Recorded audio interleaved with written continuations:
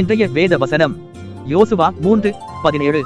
சகல ஜனங்களும் யோர்தானை கடந்து தீருமளவும் கர்த்தருடைய உடன்படிக்கை பெட்டியை சுமக்கிற ஆசாரியர்கள் யோர்தானின் நடுவிலே தண்ணீர் இல்லாத தரையில் காலூன்றி நிற்கும் போது இஸ்ரவேலர் எல்லாரும் தண்ணீரற்ற உலர்ந்த தரை வழியாய் கடந்து போனார்கள்.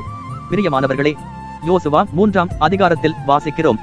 யோசுவா இஸ்ரவேல் ஜனங்களை எரிகோ பட்டணத்தை நோக்கி வழி நடத்தி கொண்டு போகிறார். ஆனால் அதற்கிடையில் யோர்தான் நதி ஒன்று இருக்கிறது.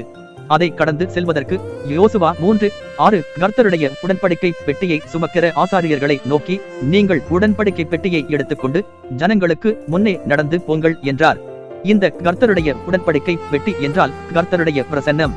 அடுத்து கர்த்தர் யோசுவாவை நோக்கி 3:8 நீங்கள் யோர்தான் தண்ணீர் ஓரத்தில் சேரும்போது யோர்தானில் நில்லுங்கள் என்று கட்டளையிடுகிறார். அப்படி செய்ததினால் 15ஆம் வசனத்தில் பார்க்கிறோம், பெட்டியை சுமக்கிற ஆசாரியர்களின் கால்கள் தண்ணீரின் ஓரத்தில் பட்டவுடனே மேலே இருந்து ஓடி வருகிற தண்ணீர் நின்று ஒரு குவியலாக குவிந்தது.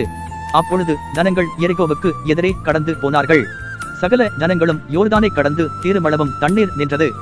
எனக்கன்பானவர்களே, கர்த்தருடைய பிரசன்னம் அவர்களோடு இருந்ததினால் தடையின்றி சந்தோஷத்துடன் கடந்து சென்றார்கள்.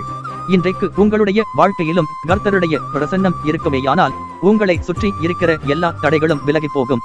சந்தோஷமடைவீர்கள், சமாதானத்துடன் இருப்பீர்கள். கர்த்தருடைய பிரசன்னத்தை எப்பொழுதும் சுமந்திருங்கள். கர்த்தர் உங்களை ஆசீர்வதிப்பாராக.